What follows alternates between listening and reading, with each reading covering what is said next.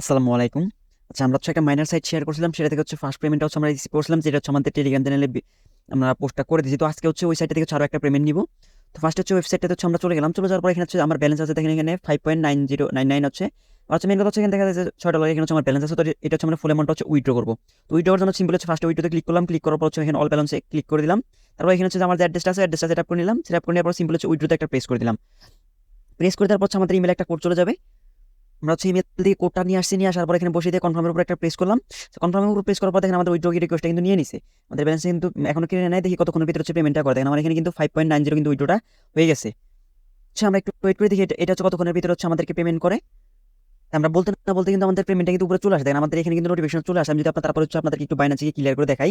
দেন আমি এখানে যদি একটু রিফ্রেশ দেই, দেখেন আমি কিন্তু 27 সেকেন্ড আগে হচ্ছে কিন্তু আমি আমার পেমেন্টটা রিসিভ করছি। আমি হচ্ছে $6 উইথড্র দিয়েছিলাম, $1 ফ্রি কাটছে। এখানে হচ্ছে আমার এখানে $4.9 কিন্তু আমরা রিসিভ করছি।